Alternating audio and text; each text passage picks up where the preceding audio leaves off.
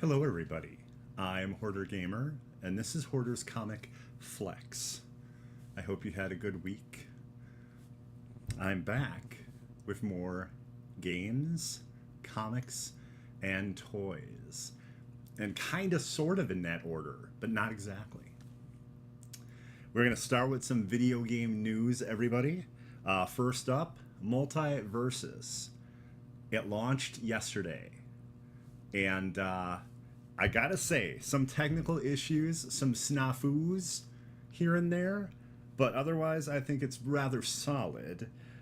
Just got some information a moment ago about Multiversus, so I'll have to have that here in the show as well. Okay, so yeah, launch was Tuesday, and there were some tech and server issues, glitches here and there. I played a few hours, online, 2v2, and some of the rifts. Rifts are these crazy, like, arcadey experiences. Like, yes, there's some of them that are you're fighting an enemy, but, like, it'll be like they're being controlled by the Joker, and they'll have a Joker t-shirt on. And there'll be, like, little bits of dialogue before the match that's, like, written. Kind of, like, looking a little bit like some mobile games do that. But it's still very cool that there's a story for each of these rifts.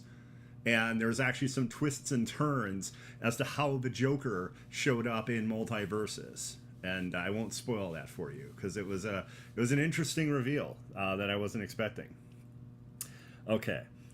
Each mode has separate lobbies, so this was interesting. I played with Stixy Nugs last night, and basically you have to re-invite your friend if you're swapping lobbies. So if you go from the 2v2 multiplayer online to Rifts, which is not PvP, it's PvE. Hey, Crinky, how you doing? I like the Rifts a lot, and when you start getting those gems and powering them up, which I'll talk about in a moment, then like the more difficult Rifts aren't too bad. It's wild, though. If you decide not to have those gems and you go just even to the second level of Rifts, they hit you 2 or 3 times, you're going to be at like 60. Like, it's crazy. You have a little number, and it gets larger and larger when enemies inflict damage on you. And as that gets closer, like to 150 to 200, something like that, the literalist amount of damage to you will send you flying. It's like you've lost some of your resilience, I guess. It's hard to explain it. But yeah, it's similar to what they do in Smash Brothers. So, okay. So yeah, like I mentioned, the whole thing with the lobbies, if you're going to be playing Rifts, if you're going to be playing online, try to decide that right away. So you're not going back and forth between lobbies, having to constantly invite your friend again. There were, like I said, some technical issues, and I actually had to invite Stixy again, even besides moving between lobbies. So, okay. One thing that I definitely want to mention, there are no more $8 characters. There were some $8 characters in early access when the game was available. Now every character is $10. Except Joker. Now I'm using US dollar prices here. So, and it's not exactly $10. There's a few cents difference because they do that whole thing where it's like not 500, but it's 499 Gleanium. So it's not going to be exact, but it's real damn close. Joker's $12.50 though. I'm not exactly sure the difference there, if that's what like premium characters they're going to call them are going to be. We don't really know because like Jason Voorhees is part of the battle pass. As far as I know, you can't just purchase him. So I don't know if he be 1250 or not. Agent Smith, the same thing. We'll get into Agent Smith later though. Okay. And so the first two rifts are a Joker Chaos themed one, which is kind of like I think the rift of this season, which is a season of puns and villainy, I believe is the actual title. So expect like clown characters and like villains and stuff like that. One of the rumors is Beetlejuice. Although I really think Beetlejuice would be more like around September because that is when Beetlejuice comes out. Oh god, I think I ended up saying it 3 times. Oh shit. Okay, well, we'll just continue. We'll just continue now.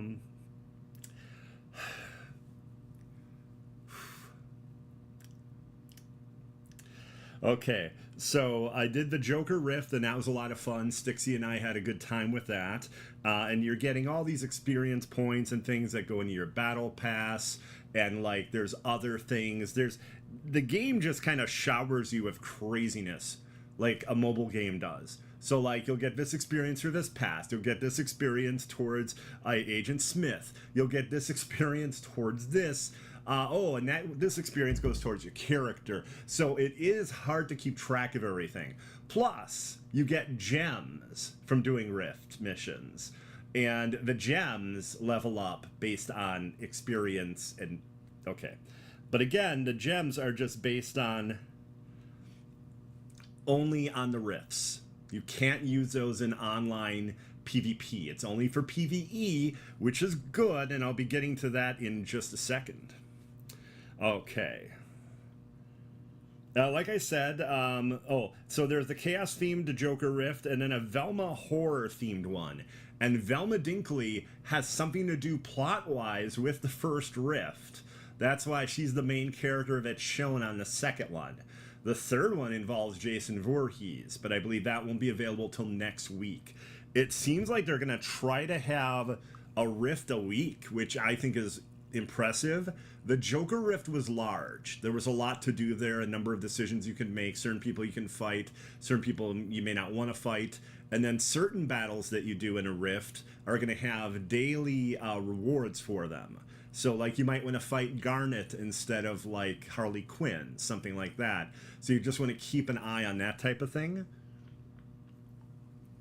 And they're definitely meant to be grinded. However, you can't fully grind them without another player, because you'll see that there's like 5 or 6 stars for each of these to complete, and on almost all of them it'll be play with another player.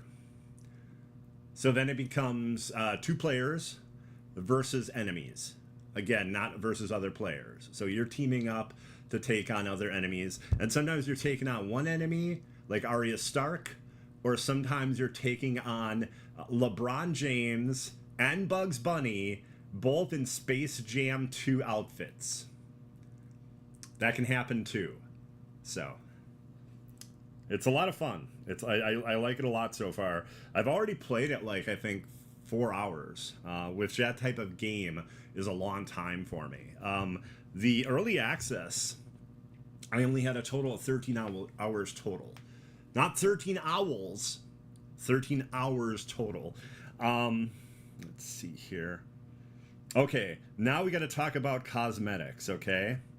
Okay, anywhere between $8 and $20. Okay, and then sometimes a bit more than 20, because then they're like, oh, here's this character portrait. Wouldn't you like that? Oh, here's a ring out. Wouldn't you enjoy this ring out in this banner? Oh, they're part of this package. Okay, so what I just did there will make sense when we get the toys. I keep you in suspense. I've got to keep you in suspense, everybody. Okay, so also some of those earn their $20 price tag with different voiceovers and different animations. like the Batman animated version of Batman. So like they have the Batman animated series version of Batman, that's $20, but it's also some different lines of dialogue, I believe, as well as different animations, stances, and things that he takes. So they do the same thing with Black Lantern Diana. So it's like an evil version of Wonder Woman as a Black Lantern, and she looks all scary and frightening and says frightening things. I think there's a vocal effect on her, and then also she's saying things that are like scary. She's not like upbeat and like, you know, personable like the regular Diana Prince. It's a different experience, and you're paying a bit more for that experience. Okay, then you can buy gems. So in the store, you can buy gems, or you can also get them in rifts. And basically, like I said before, this would be a situation of pay to win if you could use these in PvP. As of right now, you cannot, and I do not believe they'll change that, because that would upset way too many people. It would be a bad thing, because gems give you an interesting bonus. Like, we're talking like 50% more damage. We're talking up to, I think, a 15 to 18% chance of dodging an attack instantly. Like, crazy stuff with these gems. One of them is a 75% chance to freeze an enemy, but that is only available on the horror version. The horror version of one of these rifts. So, yeah, it's interesting to see how this works, and certain gems work in different ones. Like, yeah. Now, let's see. What was I going to say? So, one thing I could see, though, right? You're playing with friends and doing rifts and having a good time, but your friend has opened up their wallet. Your friend has bought these really powerful, crazy-ass gems. So you see them doing crazy stuff, and you're like, oh man, I wish that was me. So then it becomes you. You spend your own money buying those gems. So it's just something to be cognizant of, right? I mean, it's a game as a service. They have to make their money. These games have what are called whales. And a whale is someone, has nothing to do with weight, has to do with someone that has to have every single thing in the game. Like in this case, they would need every banner, every playable character, every announcer voiceover. They would need everything. And a game like this survives because 10 to 15%, I think it's closer to 10% of the base are whales. So a lot of people aren't even going to spend a penny on this game, but this game, if it's successful because of whales, and then people that buy, you know, moderately here and there, and then the occasional purchase here and there, it can go on for years. You know, that's how these games run. So it's basically just which game is more fair about it than others, okay? And I would be remiss if I didn't bring up either a tweet, a Reddit post. It's from the devs actually talking about Multiversus and things that people have noticed within the first 24 hours. So it's pretty good to get something like this soon from them. Okay, so here we go. 1 second here. Okay. So we have lots of criticism and feedback. We've been seeing a lot of it out there, some constructive, some not so constructive. Well, it's the internet, so I would expect a lot that's not constructive. Okay. So, gameplay feels too slow. This is one we are hearing a lot, putting it at the top of the list. I thought it felt fine. I thought it did. I've had no problem. I don't know if there's an issue more so on PC or PlayStation or Xbox. I don't know if it's generalized. I honestly don't know. But I had no problem with the speed. Also, you know, it's been a long time since I've played the open version, the open beta version, so. Okay, UI is hard to read and difficult to navigate. Yes. Yes, I almost feel the game needs onboarding because there's so much to keep track of. Different rifts, different daily missions, weekly missions, special bonuses you get just for training. And sometimes the training isn't just like learning how to fight, it's other things, and you're like, how is that training? But you can still get points for doing it. Okay. So, the Battle Pass XP should be earned via gameplay, not just missions. Yes, I think that would be good, because there's all different ways to play the game, and I think that would be good. I also think they could base some XP too on like the amount of time you've put into the game, like actually playing it. I'm sure they get some idea of like if there's a button press within like an hour or something, and they could, so they know people aren't just turning on their machines and walking away from them type of thing. I don't know. Camera zoom is zoomed in too far. I haven't had a problem with it yet. Now, there's certain maps, like the one, or stages, like Dexter's Laboratory, which is wild, everybody. It's a mix between a platform fighter and a side-scrolling game. Like, it's crazy. It's procedurally generated to constantly change. And I can see not everyone loving that. Already, that's what I'm seeing. But as far as I know, there's also a base version of that level, too. So they should just have it so you choose which one you want to do. And definitely keep those interesting levels. Townsville's interesting because you got Mojo Jojo in a flying saucer attacking Townsville and your characters. And other wackiness is going on there as well. Like, there's some really cool stages in this game that set it apart from a lot of the platform games out there, platform fighters out there. Okay. Option to turn off player color overlay is missing. Okay, so yeah, that might be a thing. Like Wonder Woman has like this like a yellowish overlay, and I believe Superman had like a bluish. I'm trying to remember now, but yes, I do recall that. I didn't have a problem with it. To me, it was what I focused on to be like, oh, that's my character and not the opponent's. So I don't really have an issue with it. Let's see. Rift gems are difficult to level and feel very pay to win. I already have some gems at level 3.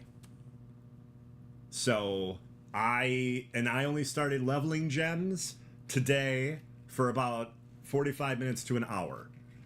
So I got some yesterday. They were level 1s, and now they're level 3. So I don't see a problem with that so far. These people might have put in 20 hours into the game already, for all I know. And maybe there's a huge drop-off for that experience. That's possible, you know? So it's hard for me to really say on that one. Agent Smith event is too grindy and impossible to complete at this point. Yes, and it's very confusing. It sounds like you only get a point of progress in it by completing a boss at the end of an entire rift, and only the first time you complete that boss. And it's 2 months. It's till the end of July.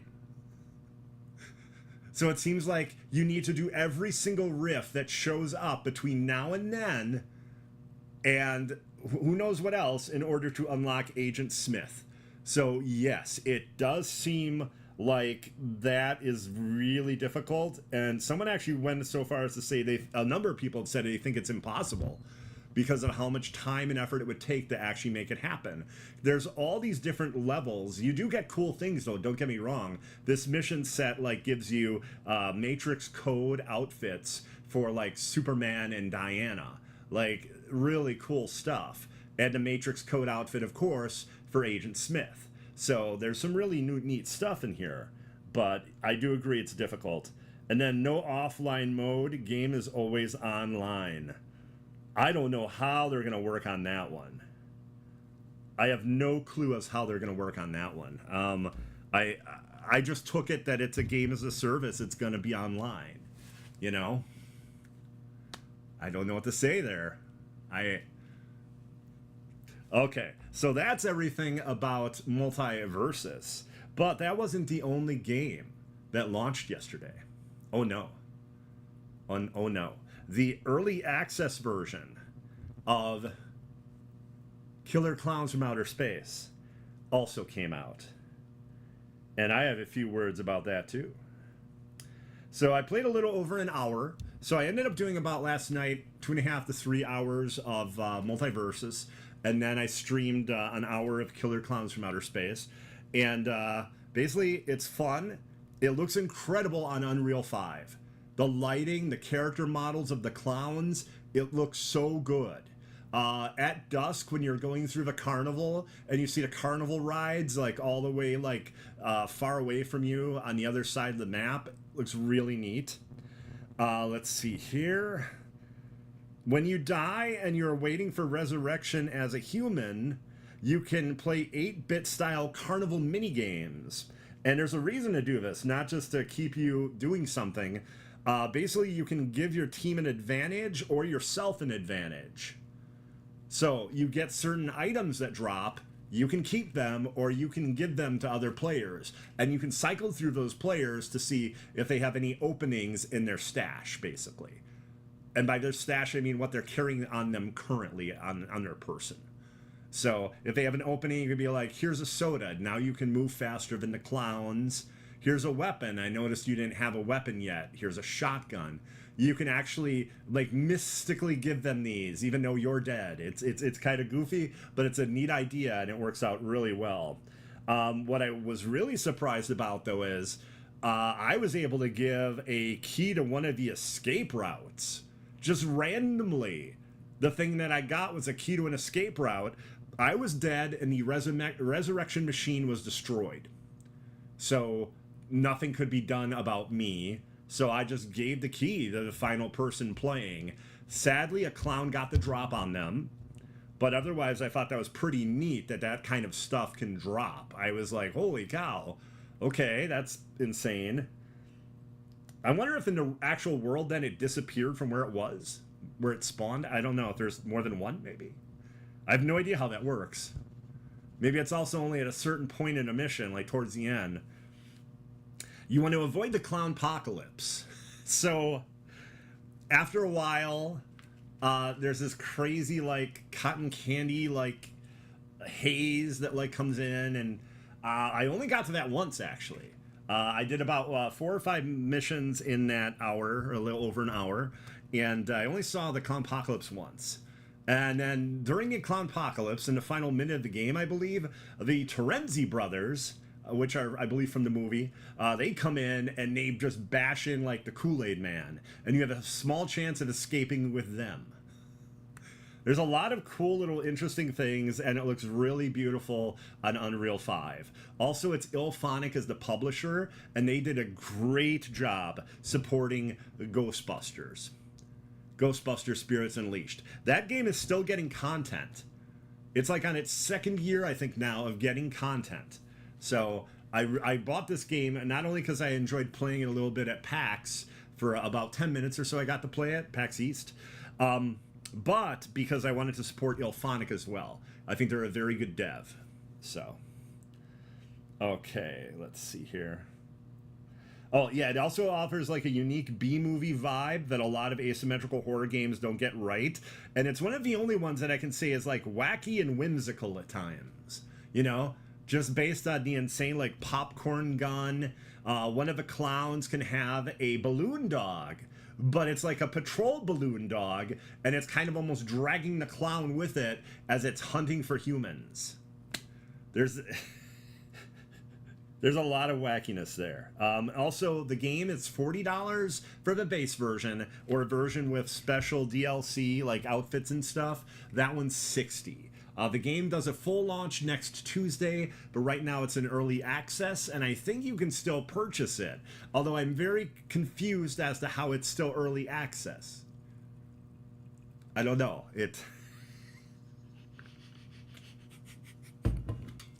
I kind of thought it was based on you had to pre-order before the early access. I don't know. I'm confused. But that happens. I get confused easily. You know, I'm Twitch elderly. I'm 47, you know. Okay, so, and then we have 2 more little game things. These will be quick, though. Paper Mario Thousand Year Door is excellent. I got to play about 15 hours of it already on the Switch.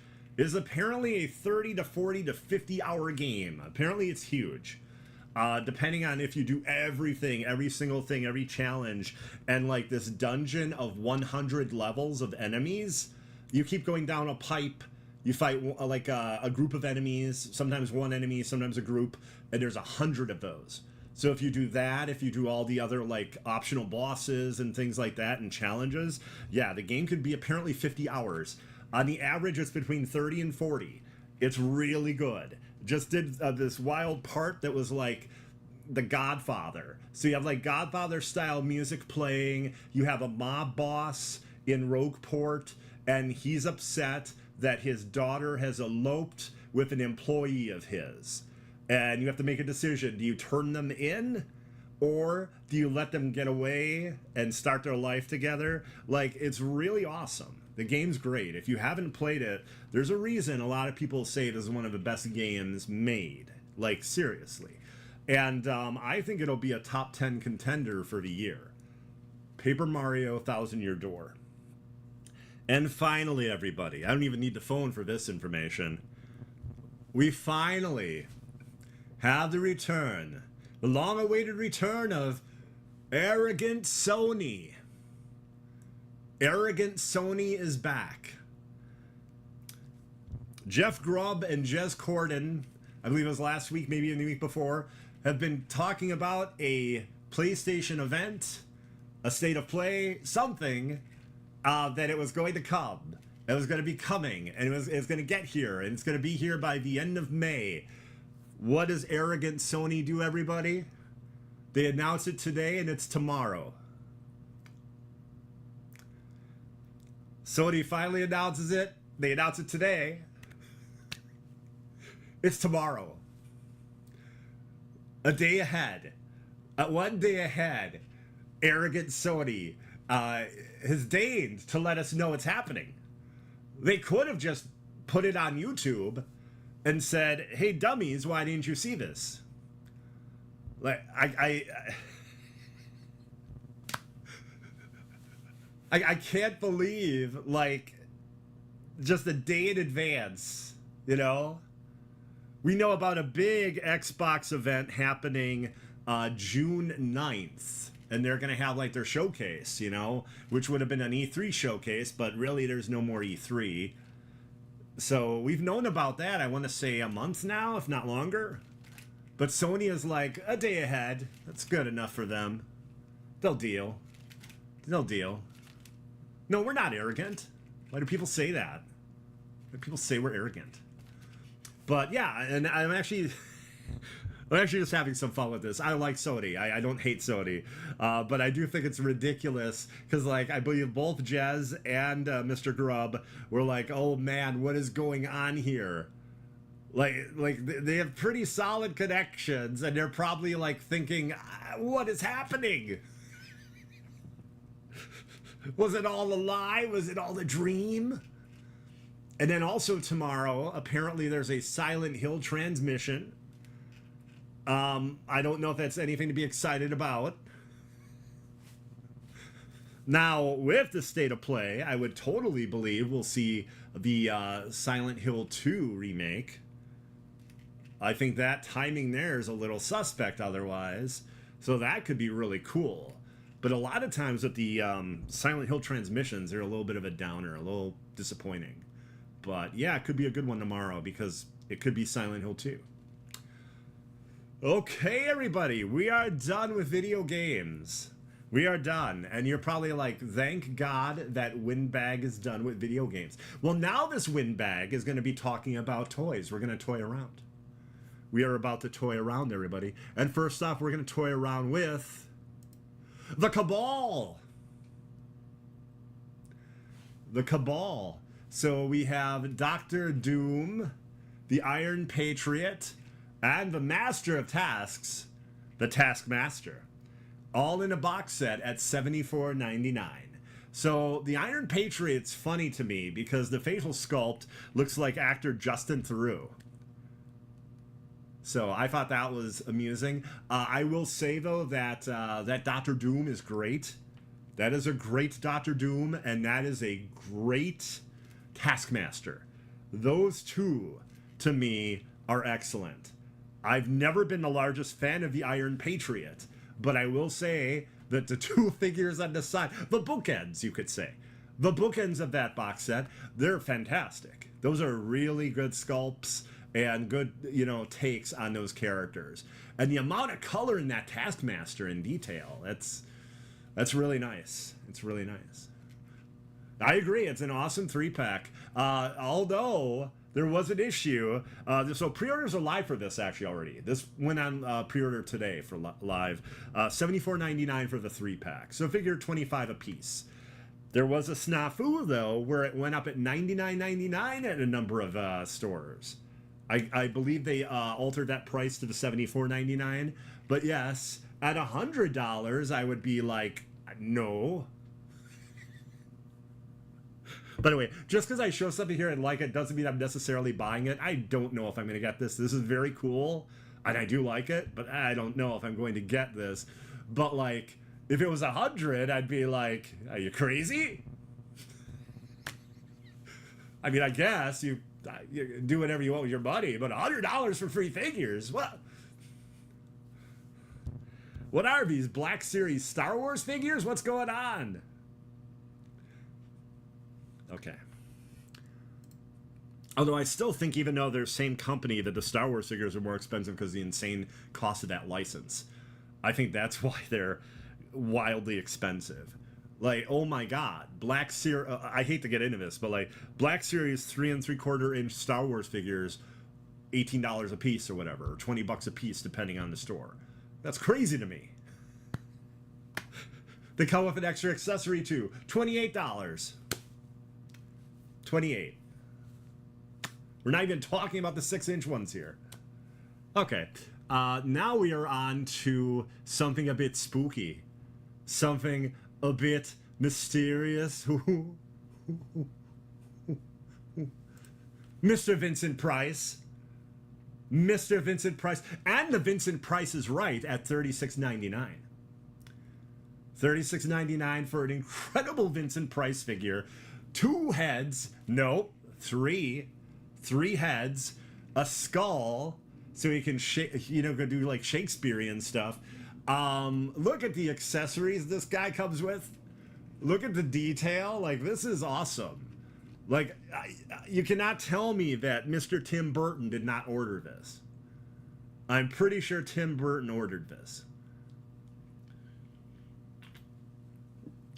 If you don't know him well, you probably know him from Edward Scissorhands. He was the inventor in the castle. He's has an insane wealth of horror films he made, and he's just kind of like a master of like suspense and horror. There's a phenomenal sketch on Saturday Night Live with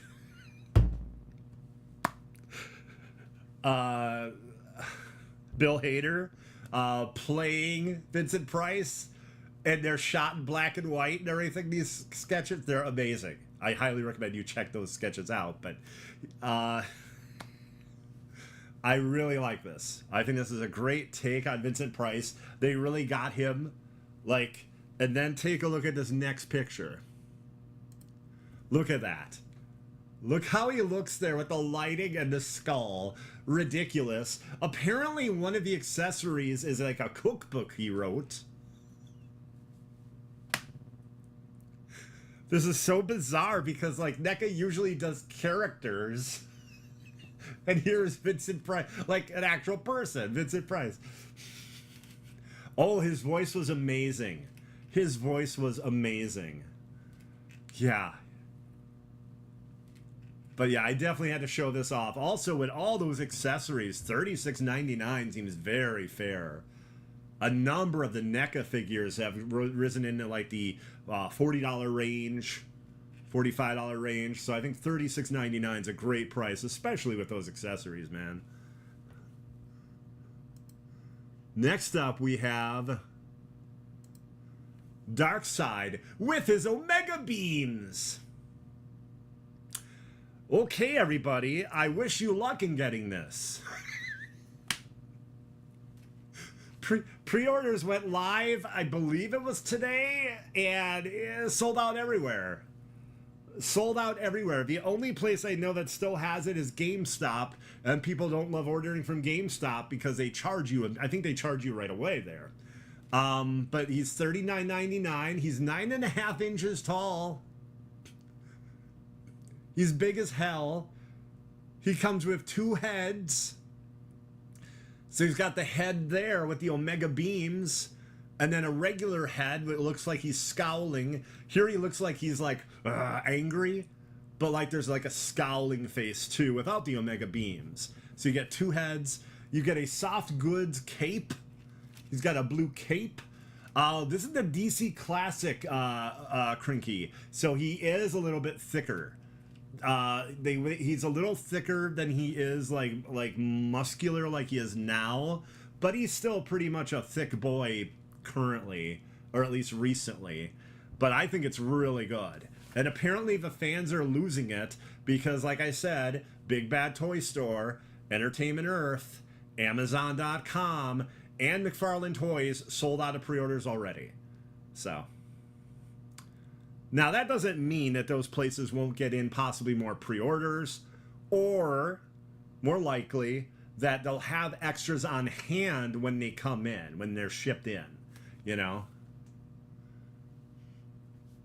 I think he looks really cool. I like him a lot, especially what they did with the Omega beams. I thought that was a clever way to go about that, because otherwise you'd have like lightsaber sticks coming out of his eyes or something.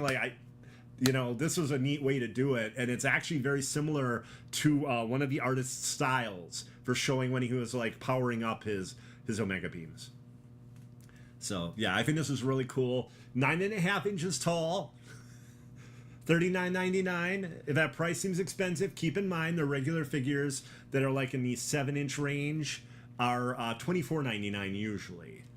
If they have like kind of like no accessories, they might be $19.99. McFarlane's interesting there where it comes to the pricing. Sometimes the pricing slides around a bit. So, but I definitely had to show everybody Darkseid, and if you want him, I wish you luck. I wish you luck. And Darkseid may not be forever, but we do know from Tom King, Darkseid is, you know what is forever, everybody?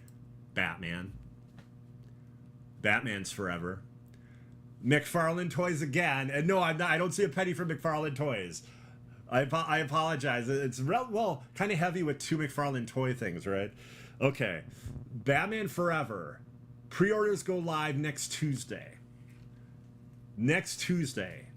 So, yeah. Riddler, an excellent looking Two-Face. I love the Two-Face there. Robin and Batman. And here's where it gets weird, though. I think the Build-A-Figure is the giant bat you see flying there. I think they decided to have it be where Bruce falls down the well and sees the bat. I think that's what they decided on the Build-A-Figure.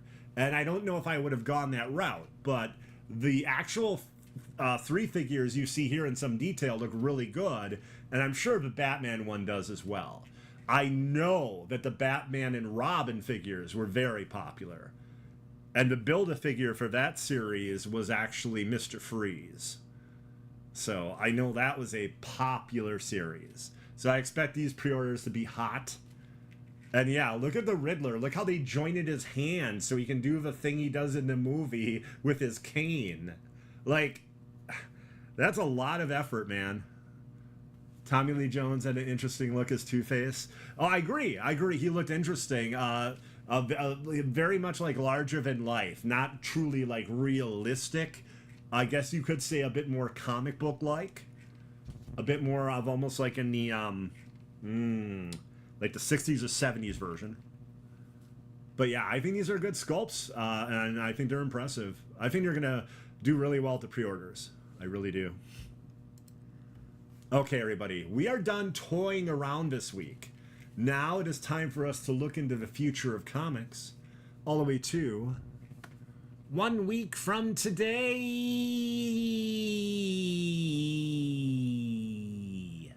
We have quite a few comics today, so it's not going to be like a long conversation on each one. It's going to be like bada boom. You know, like 6 times. That's what it's going to be. Okay, here we go. Space Ghost number 2. First off, look at this variant cover by Berens. Artist last name Berens. I think it's incredible looking.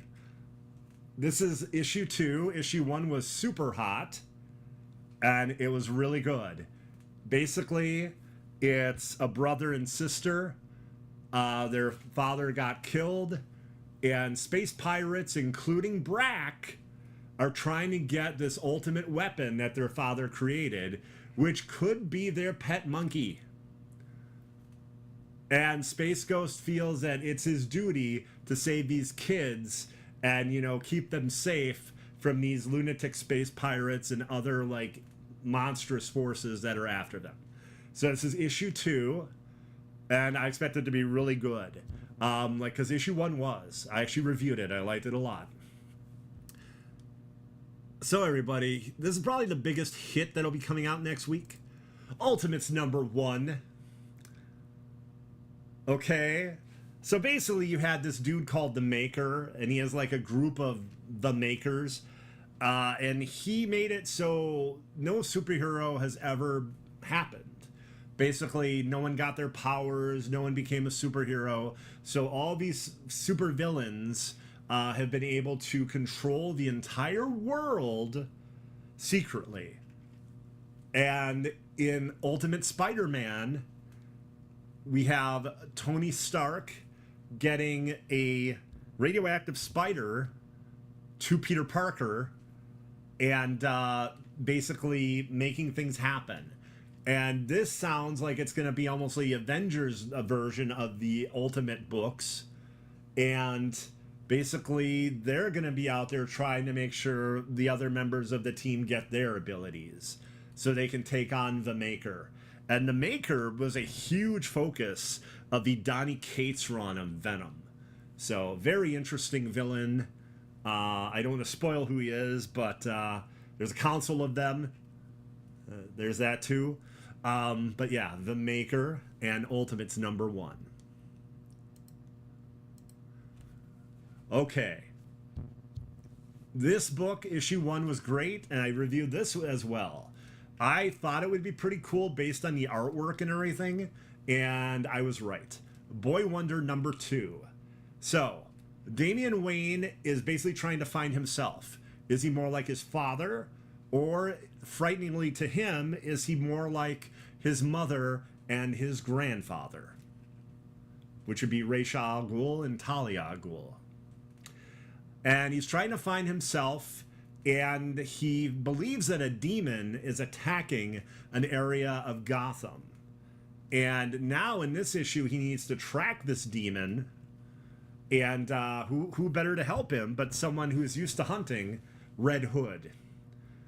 So now we have Damian Wayne and Red Hood teaming up to hunt down a demon.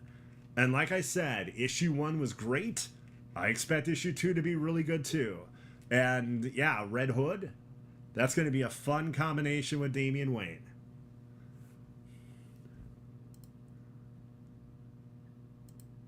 TMNT Alpha #1. Okay, so this one's a little bit more expensive. It's like a double-sized comic book. Let's see. Will those Space Ghost books be put into a... Oh, definitely. Definitely. It's Dave Papos writing it, and he's a very popular writer, and it is Dynamite Comics, so yeah, they'll definitely do a trade of it, for sure. And like that's only issue 2. You have a little while to wait. I'd say they'll probably wait till issue 5 or 6. That's usually how comics are traded now, after 5 or 6 issues are out, and then maybe 2 to 3 months after. So, Teenage Mutant Ninja Turtles Alpha. So, we know that Raphael's in prison. We know that Michelangelo is a popular actor / superstar in Japan. Now we're going to find out more about what's going on with the Turtles. And Jason Aaron, who I think is an excellent writer, is doing this book. So he'll be doing the actual Teenage Mutant Ninja Turtles book, but this is kind of like a preview of that. Plus, writer Tom Waltz has another story that's included. There's like 2 or 3 stories in here, so that's why it's like $7. But this is a nice intro for July when issue 1 of Teenage Mutant Ninja Turtles comes out by Jason Aaron. So, see, I was not kidding this week about all these comic books that I was covering. Okay. Yes, I reviewed Amazing Spider-Man 50. I believe it was last week. And yes, it comes out like every 2 weeks. Which is really fun to deal with. But anyway, last week we had the Green Goblin show up and blow everyone's minds. And he basically turned Peter Parker into a ticking time bomb, a la something like Jekyll and Hyde. So it'd be very interesting to see where that goes. And if you look carefully at this cover, you might see that 151 might be even better than 150 and more exciting, because that's the freaking Sinister Six. So you not only have Green Goblin, you have the rest of the Sinister Six. So, yeah. Now, I don't agree with all the choices Zeb Wells has made in Spider-Man, but I thought the last issue was pretty cool. A bit derivative of something that happened previously to Peter, but I think this is neat. And I'm interested to see the Sinister Six again. So, yeah, that's kind of why I had to cover it. Okay, everybody. And now we are done talking about comic books for the week, except for a final review of Ultimate Spider-Man number 5. This actually takes us back a bit. And Gwen Stacy is apparently married to, oh my God, I can't believe I forgot his name. Harry Osborn. I was going to say Norman. I was totally going to say Norman. Married to Harry Osborn.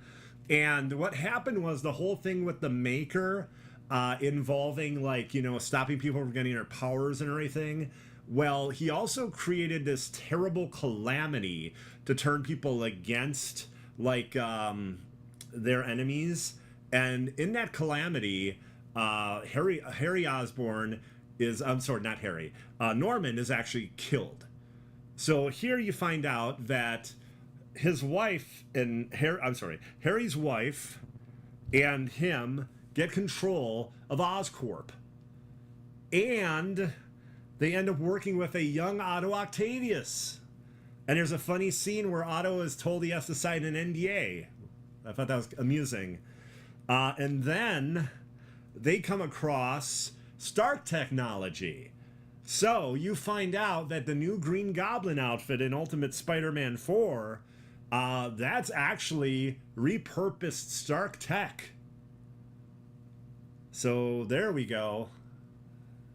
And the friendship between Peter and Harry is starting to grow. And he doesn't know if he can, Peter doesn't know if he can trust Harry. And I think there's a little bit of that vice versa. And the Kingpin gets involved. And the Kingpin is the one who actually puts him on to the different, lab or whatever that Stark had.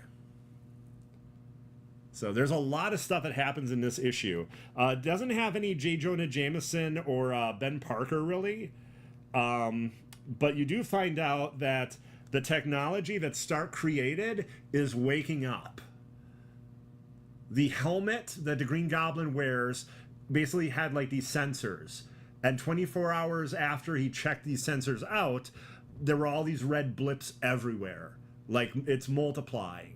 So it's basically like, I think Stark has set in motion with friends and probably the Ultimates, I'm guessing, a way for everyone to get their powers so they can take on the Maker and the Council of Makers, as well as the villains that he teamed up with. So, yeah, I think Ultimate Spider-Man is great. I'm also, again, a big fan of Jonathan Hickman. There's a funny scene with the Shocker, which is amusing. And, yeah, I definitely recommend it. I think it's really good. I think it's one of the better Spider-Man books I've read in a long time. And again, while I enjoyed Amazing Spider-Man 50 last week, I think that as a whole, that this Ultimate Spider-Man is quite a bit better Spider-Man book. Again, Zeb Wells I don't think is bad at all. He has some really odd decisions that he's made with certain characters and things, and not everyone loves it. It's still good. It's just, not as good as, let's say, Ultimate Spider-Man. Okay, everybody, I want to thank you all very much for watching. If for whatever reason you want to see more of me, and heaven only knows why you would, then twitch.tv/Hoarder Gamer. And currently I'm doing, surprise, surprise, Killer Klowns from Outer Space, Multiversus, Suicide Squad Kill the Justice League, and very soon, in the next day or two, I'm going to be doing some Destiny, because the final shape comes out next Tuesday. And I am a fan of the actual story campaigns for Destiny. So, and if that isn't enough, on Sunday, the Primecast, which is hosted by J. Kuhn Prime, and I'm the co-host, that'll be at, I believe, 8 p.m. Eastern. Yeah, 8 p.m. Eastern on Sunday, and that'll be on the J. Kuhn Prime Twitch channel, and I believe it hits YouTube on Monday, if I recall correctly. But maybe I'll see you there, everybody. And I hope you have a fantastic week. Thank you very much. Bye-bye.